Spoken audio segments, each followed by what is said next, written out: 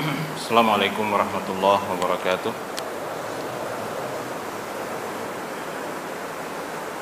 Innal hamdalillah nahmaduhu wa nasta'inuhu wa nastaghfiruh wa na'udzu billahi min shururi anfusina wa min sayyiati a'malina.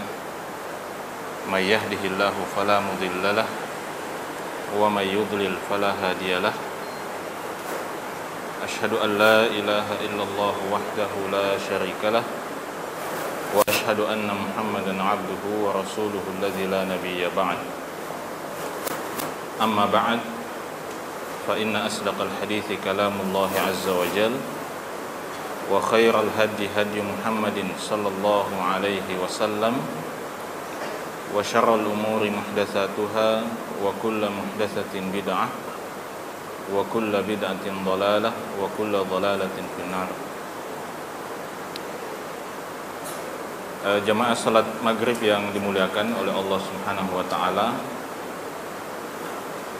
mudah-mudahan cuaca hujan yang cukup deras di luar tidak mengurangi rasa syukur kita kepada Allah Subhanahu wa ta'ala pada malam hari ini. Kita tentu tidak bosan untuk mengulangi ungkapan syukur kita kepada Allah, bahwa ternyata dalam situasi dan kondisi seperti ini pun Allah Subhanahu wa ta'ala masih memberikan kemudahan untuk kita semua, sehingga kita dapat menghadiri majelis ini. Dan tentu dalam kondisi seperti ini juga kita harus mengingat dan merenungkan kondisi dan keadaan saudara-saudara kita umat Islam ya, di berbagai belahan dunia yang mungkin mengalami hal-hal yang jauh lebih berat dari yang kita rasakan pada malam hari ini. Ya, kalau malam hari ini kita merasakan nikmat hujan yang turun dari langit, sebagian saudara-saudara kita mungkin merasakan hujan peluru, sebagian lagi merasakan musibah-musibah dan bencana-bencana lainnya yang kita sendiri mungkin sulit untuk membayangkannya. Maka kita bersyukur selalu kepada Allah Subhanahu wa ta'ala atas kondisi dan keadaan apapun yang ditakdirkan oleh Allah Subhanahu wa ta'ala kepada kita, karena pada prinsipnya apapun yang ditakdirkan oleh Allah maka itulah yang terbaik untuk kita, meskipun mungkin kita tidak menyukai, meskipun mungkin kita tidak menyenanginya, tetapi asa an takrahu syai'an wa huwa khairul lakum. Boleh jadi kalian tidak menyukai sesuatu, tetapi sesuatu itu yang tidak kalian sukai itu justru itulah yang terbaik untuk kalian. Jemaah yang dimuliakan oleh Allah Subhanahu wa ta'ala, pada malam hari ini insyaallah kita akan kembali melanjutkan pembahasan kitab Ta'limul Muta'allim yang ditulis oleh Al-Imam Az-Zarnuji rahimahullahu ta'ala. Sebagai gambaran awal bahwa kita mereview sedikit bahwa kitab yang kita bahas ini adalah kitab yang berkaitan dengan adabu thalibil ilm atau adab-adab seorang penuntut ilmu. Dan kita sudah berulang kali mengulangi di majelis ini bahwa profesi menuntut ilmu atau pekerjaan menuntut ilmu itu adalah pekerjaan setiap muslim. Siapapun yang menyandang predikat sebagai muslim, maka berarti dia harus menuliskan atau mencatat dalam agenda kegiatan hariannya satu pekerjaan yang wajib untuk dilakukan, yaitu menuntut ilmu syar'i. Menuntut ilmu, mempelajari ilmu yang dapat menjelaskan kepada kita, yang dapat menerangkan kepada kita caranya untuk bahagia di dunia dan akhirat. Jadi kita selalu ulangi di sini bahwa tidak semua muslim itu harus belajar ilmu kedokteran. Karena kalau semua belajar ilmu kedokteran, semua jadi dokter, tidak ada yang jadi pasien. Tidak semua orang harus belajar ilmu teknik arsitektur misalnya, tapi perlu ada yang belajar ilmu itu. Tidak semua harus pandai berbahasa Inggris, tetapi harus ada yang bisa berbahasa Inggris. Tetapi ada ilmu yang semua orang harus paham ilmu ini. Apapun profesinya, apapun pekerjaannya, dokter, presiden, dan lain sebagainya, dia harus paham ilmu yang satu ini, yaitu ilmu tentang bagaimana caranya bahagia di dunia dan akhirat. Karena itu doa kita, Rabbana atina fid dunya hasanah wa fil akhirati hasanah wa qina azabannar. Wahai Tuhan kami, duhai Allah Tuhan kami, karuniakan kepada kami hasanah di dunia dan hasanah di akhirat. Karuniakan kepada kami kebahagiaan di dunia, kebaikan di dunia, dan kebahagiaan atau kebaikan di akhirat. Kemudian yang ketiga, waqina adzabannar, dan lindungi kami dari siksaan api neraka. Nah, bagaimana caranya mendapatkan hasanah di dunia? Bagaimana caranya mendapatkan hasanah di akhirat? Bagaimana caranya terlindungi dari siksa api neraka? Ilmu inilah yang wajib dipelajari oleh setiap muslim. Maka Nabi SAW mengatakan, talabul ilmi faridatun ala kulli muslim. Menuntut ilmu itu wajib hukumnya atas setiap muslim.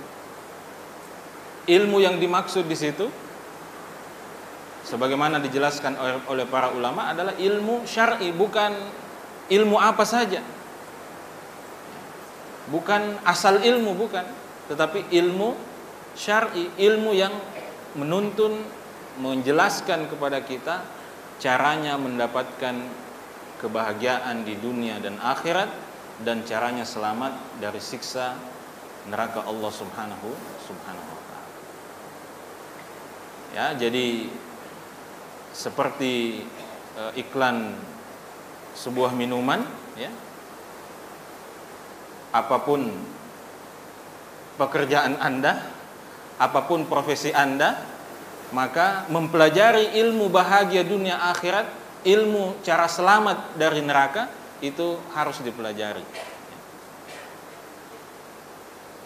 Tanpa peduli pekerjaan, profesi, tanpa peduli gaji berapa, ya, tanpa peduli salary kita berapa, tanpa peduli derajat sosial kita setinggi apa atau serendah apa, maka selama kita adalah manusia yang ingin bahagia dunia dan akhirat, maka kita wajib mempelajari ilmu ini. Nah, untuk mempelajari ilmu syar'i, untuk mempelajari ilmu yang menuntun, menjelaskan kepada kita cara bahagia di dunia dan akhirat ini, ada adab-adabnya.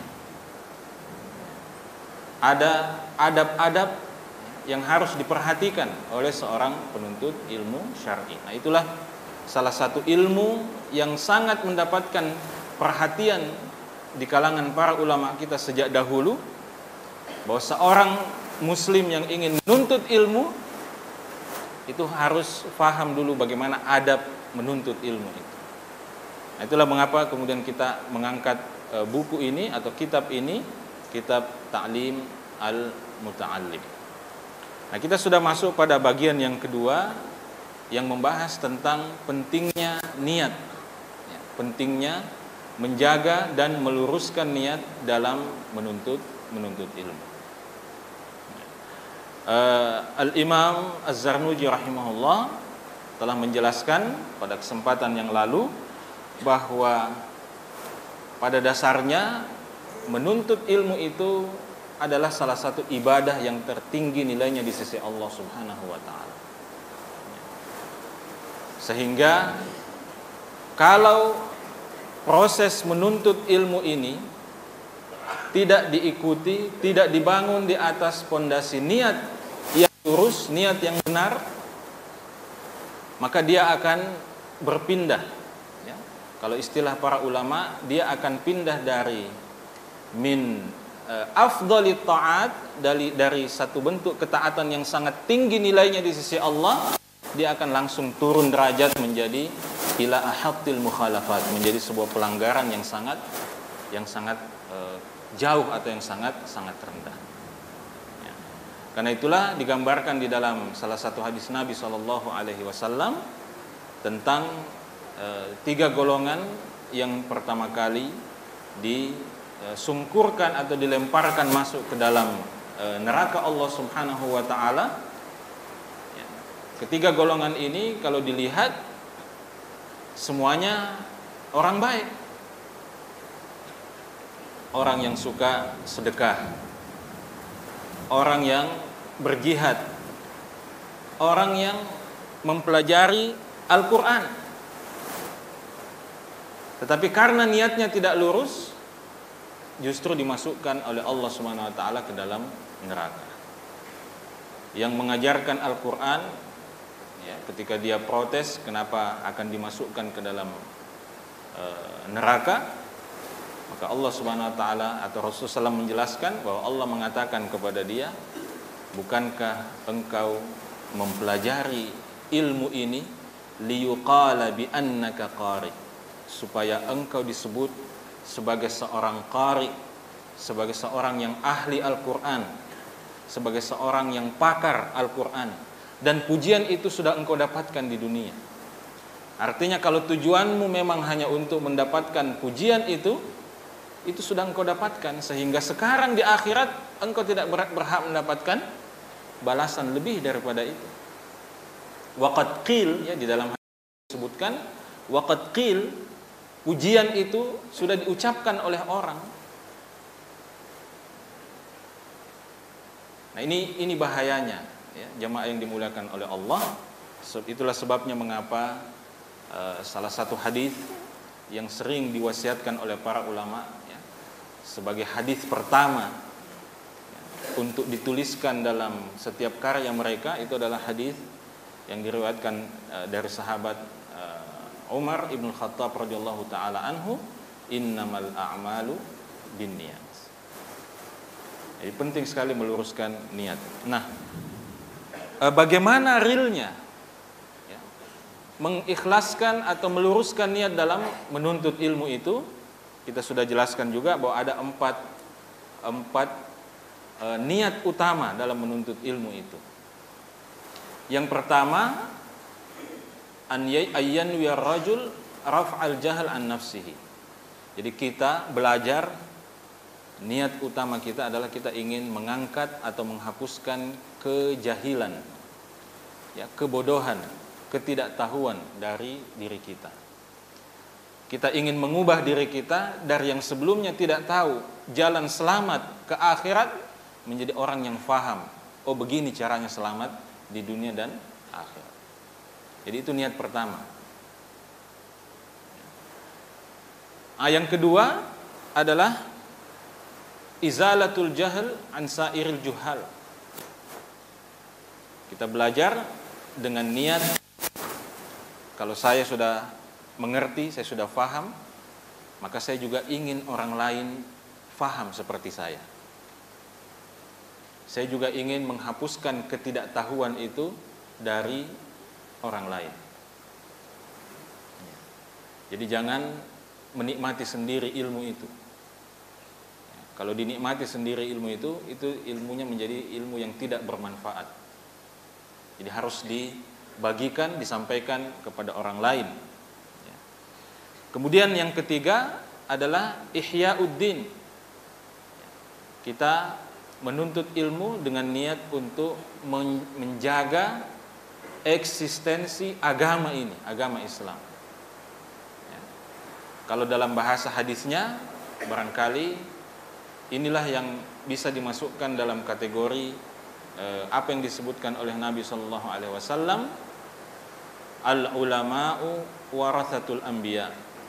Para ulama itu adalah pewaris nabi, pewaris para nabi. Dan para nabi itu tidak mewariskan apa? Dinar dan dirham, tetapi mewariskan ilmu. Ya. Mungkin kita sudah pernah memberikan gambaran di sini, ya, betapa bahwa jarak antara kita dengan Nabi Shallallahu Alaihi Wasallam itu sudah sangat jauh, sudah kurang lebih 1400 tahun. Nah, sementara jarak antara Nabi Isa dengan Nabi Muhammad saja itu berapa tahun? Sekitar 570 tahun. Jadi Nabi Isa diutus, ya, kemudian tahun kelahiran Nabi Isa itu kan itulah yang menjadi awal perhitungan dari tahun Masehi atau tahun Miladiah. Kemudian Nabi kita Shallallahu Alaihi Wasallam dilahirkan pada tahun gajah, tahun gajah. Ya. Nominalnya berapa tahun gajah itu? Ya itu sekitar 571 Masehi. Jadi jarak antara Nabi Isa dengan Nabi Muhammad itu sekitar 500-an tahun. Ya. Jadi sudah diutus seorang Nabi dan Rasul. Sementara jarak antara kita dengan Rasulullah SAW ini ada kurang lebih 1400 tahun. Ya. Seandainya masih ada Nabi dan Rasul, maka kira-kira paling tidak harusnya ada 3 lagi Nabi dan Rasul antara Rasulullah SAW dengan kita sekarang ini. Tapi karena sudah tidak ada Nabi dan Rasul, maka yang melanjutkan misi para Nabi dan Rasul itu adalah al-ulama, para ulama, orang-orang yang berilmu. Maka itulah Nabi SAW mengatakan al-ulama'u warathatul anbiya. Para ulama inilah yang dari zaman ke zaman, dari waktu ke waktu, dari generasi ke generasi menjaga eksistensi Islam ini. Karena itu salah seorang ustadz di Amerika dalam salah satu ceramahnya pernah memberikan ilustrasi seperti ini. Beliau mengatakan seandainya semua Bible yang ada di muka bumi ini dikumpulkan, kemudian dibuang ke laut, ya. Jadi Bible yang ada di atas muka bumi ini semua dikumpulkan, tidak disisakan satupun, kemudian semua dilemparkan ke laut, dibuang ke laut, dimusnahkan ke laut. Kira-kira orang masih bisa mencetak Bible lagi? Masih bisa dicetak ulang tidak Injil itu kalau dibuang semua ke laut yang ada di dunia ini? Tidak bisa. Karena tidak ada hafizul Bible. Tidak ada orang yang hafid Bible itu, tidak ada yang menghafal. Ya begitu semua dibuang ke laut, tidak ada. Tapi sekarang kumpulkan semua Al-Quran yang ada di muka bumi ini, mushaf Al-Quran, kumpulkan semua, buang semua ke laut. Percetakan mushaf kalau perlu habisi semua, musnahkan, ya. Sehingga tidak ada lagi tersisa satupun mushaf, ya, Al-Quran dalam edisi yang tercetak itu, ya, plat-plat cetakannya juga semua dibuang, mesin anunya semua dibuang, file-filenya di laptop, di komputer semua dibuang, PDF-nya semua dibuang. Kira-kira masih bisa tidak kita artinya kalau kita mau cetak ulang lagi Al-Quran itu masih bisa tidak? Masih bisa. dalam satu hari kita bisa panggil berkumpul hafidh dari Saudi, hafidh dari Mesir, hafidh dari Maroko, hafidh dari India, hafidh dari Amerika, hafidh dari Eropa, hafidh dari Cina, hafidh dari Indonesia. Semua berkumpul di satu tempat dan dalam 2 hari mereka bisa menyelesaikan 30 juz Al-Quran dengan bacaan yang sama persis tanpa ada satupun yang beda. Ini Quran. Inna nahnu nazzalna dzikra wa inna lahu lahafidun. Sungguhnya kamilah yang menurunkan az-dzikra, Al-Quran, dan kamilah yang menjaganya. Melalui siapa Allah menjaganya? Melalui para ulama. Al-ulama'u warasatul anbiya. Jangankan Al-Quran yang 30 juz, yang 604 halaman itu, kalau versi Mushaf Madinah itu 604 halaman.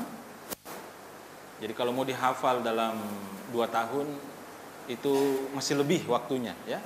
Artinya kalau kita mau menghafal 1 halaman 1 hari, kita membutuhkan 604 hari, ya, sudah selesai. Jangankan Al-Quran, ya, hadis Rasulullah SAW saja tidak bisa orang semena-mena mengatakan Rasulullah mengatakan begini. Karena sudah ada ulama yang menghibahkan dirinya, mewakafkan dirinya untuk menjaga sunnah Nabi SAW. Sehingga kalau ada khatib yang berkhutbah di atas mimbar mengatakan Rasulullah SAW bersabda, utlubul ilma walau bisin, tuntutlah ilmu sampai ke negeri Cina, maka tidak lama sesudah itu akan ada ulama yang mengatakan itu hadis, itu bukan hadis Nabi SAW. Itu perkataan ulama. Ada yang mengatakan perkataannya Ali bin Abi Thalib, ada yang mengatakan perkataannya Imam Syafi'i. Meskipun populer, tidak bisa. Bahkan coba perhatikan kalau kita baca kitab-kitab hadis itu. Nah, coba baca misalnya buku yang ditulis oleh Syekh Muhammad Nasiruddin Al-Albani rahimahullah.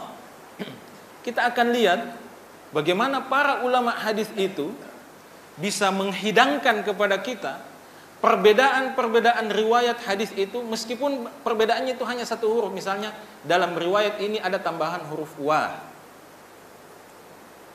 di dalam riwayat ini ada tambahan huruf ini. Perbedaan 1 huruf itu semua direkam oleh para ulama kita, sehingga tidak bisa seenaknya kemudian orang mengotak-atik agama ini. Ini ulama, al-ulama warasatul anbiya. Jadi mereka mewakafkan, menghibahkan dirinya, jiwa dan raganya untuk apa? Untuk ihya'uddin, untuk menjaga eksistensi agama ini, menghidupkan agama ini. Jadi setelah mereka belajar, ya, mereka belajar untuk menghapuskan kebodohan dari dirinya. Kemudian setelah itu mereka ajarkan kepada orang lain, supaya orang lain juga bisa menghapuskan kebodohan dari diri mereka. Setelah itu mereka apa? Meniatkan belajar, menuntut ilmu ini untuk menjaga agama ini. Dan menjaga agama ini adalah min afdalil jihad, salah satu bentuk jihad yang paling utama. Jadi ketika para mujahidin berjihad dengan senjata mereka di medan perang, maka para ulama berjihad dengan hujjah mereka, ya, dengan kemampuan argumentasi mereka, dengan dalil mereka, dengan pena mereka berjihad para ulama.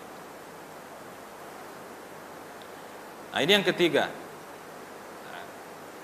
Nah, kemudian yang keempat ini juga kurang lebih sama, ya, wa ibqa'il Islam, ya, menjaga Islam ini tetap tersebar ke seluruh penjuru dunia, karena kata Syekh Al-Imam Az-Zarnuji, fa inna baqa'al islami bil ilm.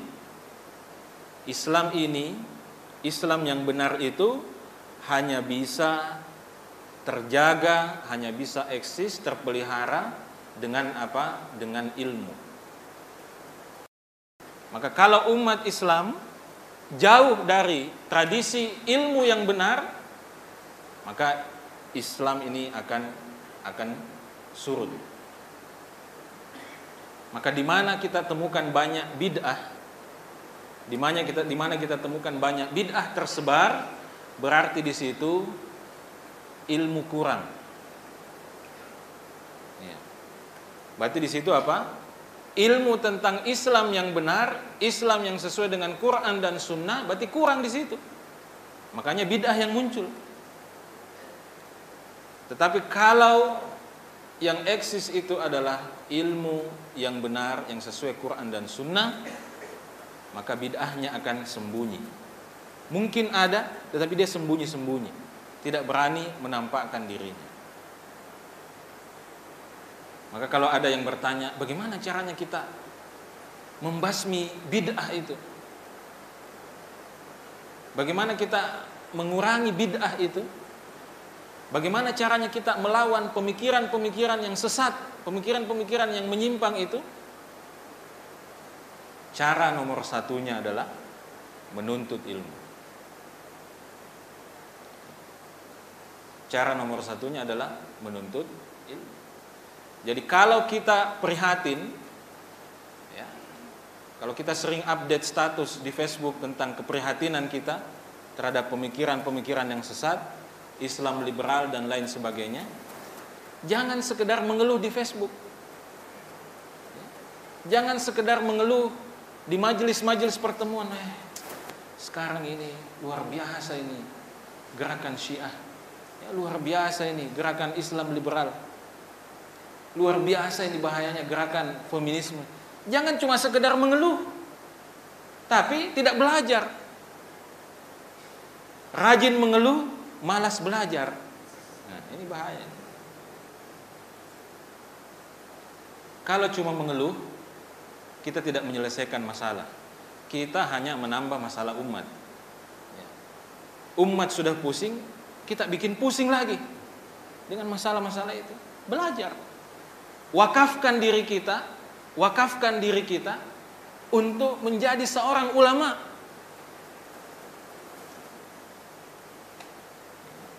Wakafkan diri kita untuk menjadi seorang talibul ilm, untuk menjadi seorang penuntut ilmu sebelum menjadi ulama.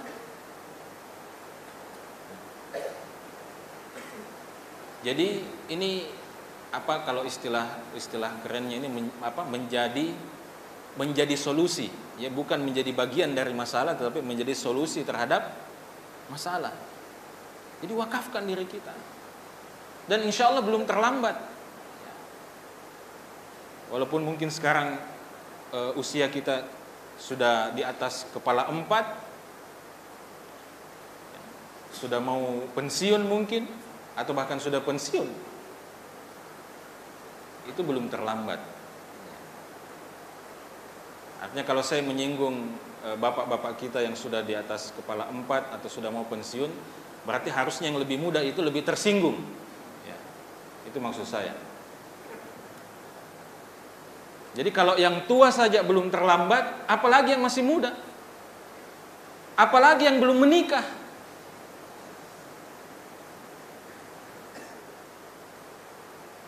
Makanya Umar Ibn Khattab radhiyallahu ta'ala pernah mengatakan, tafaqahu qabla an tasudu atau qabla an tusawwadu.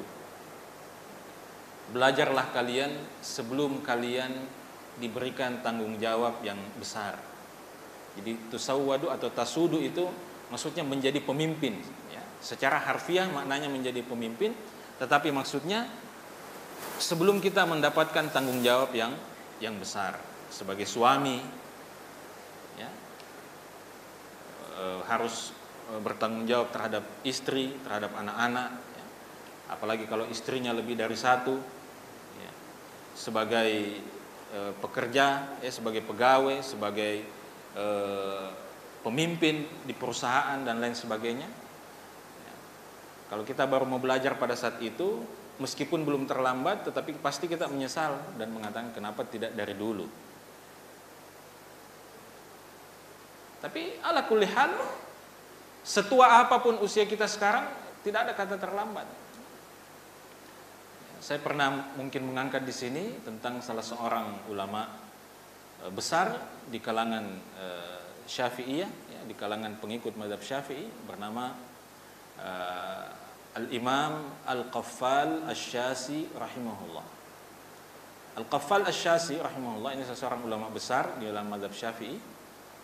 Dia mengatakan tentang dirinya bahwa saya melewati 40 tahun pertama usia saya jahilan, sebagai orang jahil, sebagai orang bodoh, dan saya melewati paruh kedua 40 tahun kedua usia saya sebagai aliman, sebagai seorang alim. Artinya nanti di kepala 4 baru dia menuntut ilmu. Itu pun di awal dia menuntut ilmu, ketika dia datang di majelis syekhnya, gurunya mengatakan, hafalkan ini 3 kata. Disuruh menghafal 3 kata, bukan 3 baris, bukan 3 halaman, 3 kata. Ya, misalnya kalau misalnya dalam matan Ajurumiyah itu, misalnya kata atau kalimat pertama itu al-kalamu huwal lafzul murakkabul mufidu bil wad'i. Dia disuruh hafal 3 kata saja yang pertama, al-kalamu huwa al-lafzu, al-kalamu huwa al-lafzu, al-kalamu huwa al-lafzu. Siapa yang bisa ulangin? Al-kalamu huwa al-lafzu, ya? Sudah hafal ya? Oke. Besok diuji insyaallah. Jadi Al-Qaffal Asy-Syazi menghafal 3 kata ini. Dia pulang ke rumah, dari pagi sampai malam dia hafalkan al-kalamu huwal lafzu, al-kalamu huwal lafzu, al-kalamu huwal lafzu, sampai malam dia hafal. Sudah selesai dia tidur istirahat. Begitu dia bangun pagi dia lupa ini 3 kata.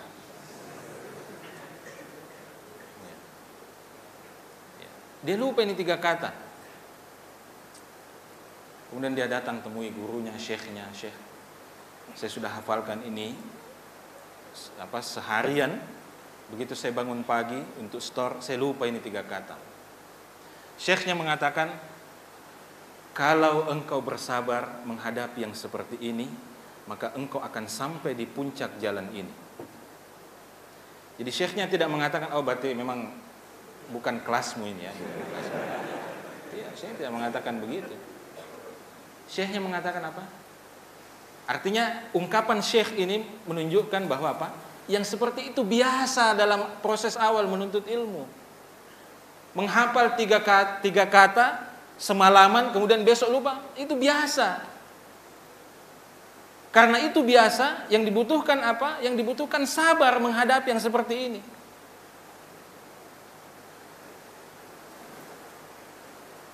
Maka syekhnya mengatakan, kalau engkau sabar menghadapi ini, maka insya Allah engkau akan sampai di puncak. Maka dia sabar menghadapi kebodohannya.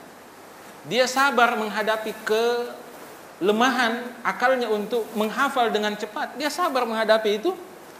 Dan akhirnya dia menjadi salah seorang ulama besar dalam mazhab Syafi'i, yang ketika meninggal dunia meninggalkan beberapa karya yang menjadi rujukan penting dalam mazhab Syafi'i. Di antara bukunya adalah Hilyatul Fuqaha, kemudian Mahasinul Islam, ya, dan beberapa buku lain yang mungkin kalau kita lihat, kita baca buku dan karya beliau itu, kita tidak membayangkan bahwa yang menulis ini di hari pertama dia belajar disuruh menghafal 3 kata, dia lupa 3 kata ini. Dan saya yakin sebodohnya kita, saya kira kita tidak seperti itu. Ya, menghafal 3 kata malam ini, besok pagi lupa. Saya kira kita tidak sampai seperti itu. Artinya apa? Artinya seharusnya peluang untuk menjadi seperti Al-Qaffal Asy-Syazi itu lebih besar bagi kita.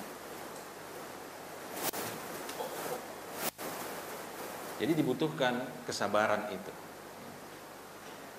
Jadi istilahnya kalau orang sekali baca bisa langsung menghafal, masa kalau kita baca 100 kali kita tidak bisa hafal? Oke, orang lain bisa 1 kali baca, 5 kali baca dia langsung hafal.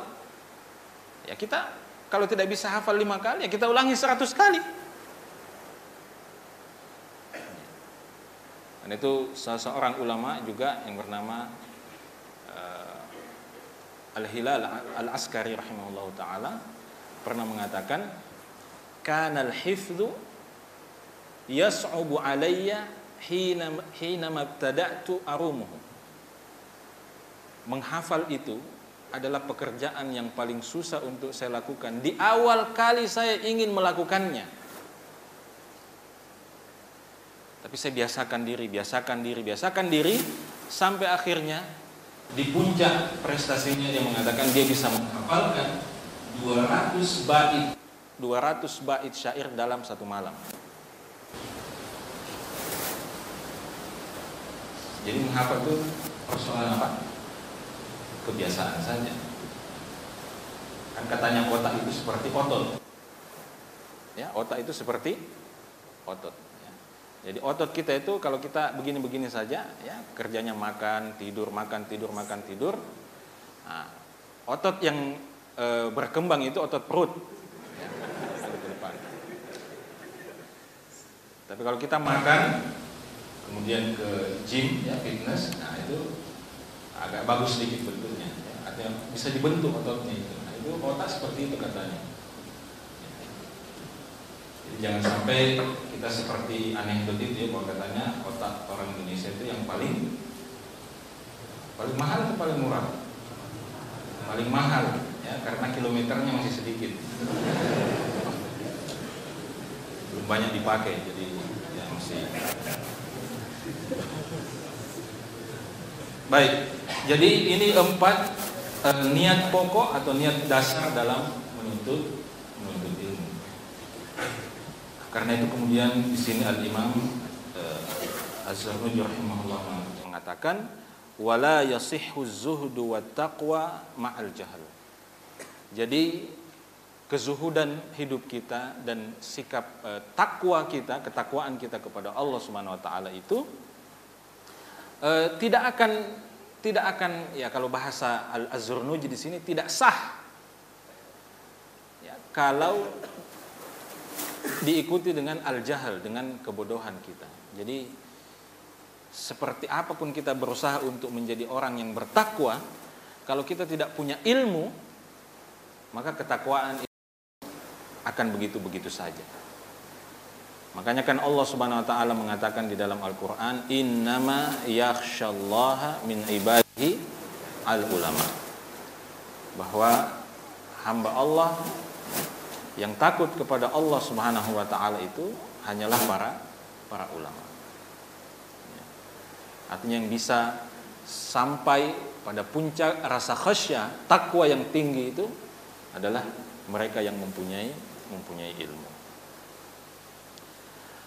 Sebaliknya para ulama juga menjelaskan, termasuk di sini Az-Zarnuji rahimahullah mengatakan bahwa orang yang ahli ibadah tetapi jahil, tidak punya bekal ilmu yang cukup, ini tidak kalah ya bahaya dengan seorang alim yang suka melakukan perbuatan maksiat atau perbuatan dosa. Jadi ibadah itu harus selalu diikuti dengan, atau semangat beribadah itu harus selalu diikuti dengan semangat untuk menuntut ilmu. Dan itulah sebabnya mengapa di dalam surah Al-Fatihah kita berdoa kepada Allah, ihdinas siratal mustaqim, tunjukkan kami ya Allah kepada jalan yang lurus, yaitu siratal ladzina an'amta alaihim, jalan orang-orang yang engkau beri nikmat kepada mereka, ghairil maghdubi alaihim waladdallin, bukan jalan orang yang engkau murkai dan bukan jalan orang-orang yang sesat. Penafsiran yang paling masyhur terhadap ayat ini bahwa yang dimaksud dengan orang yang dimurkai itu adalah orang yang berilmu tapi tidak mengamalkan ilmunya. Orang yang sesat adalah orang yang beramal tapi tidak dilandaskan dengan ilmu yang benar. Jadi semangat beribadah harus diikuti dengan semangat untuk belajar, semangat untuk menuntut ilmu yang kuat. Baik, saya kira itu dulu untuk kesempatan malam hari ini. Insya Allah kita lanjutkan pada pertemuan yang akan datang. Mudah-mudahan ada manfaatnya. Subhanakallahumma bihamdik asyhadu an la ilaha illa anta astaghfiruka wa atubu ilaik. Wa akhiru da'wana alhamdulillahi rabbil alamin. Wassalamualaikum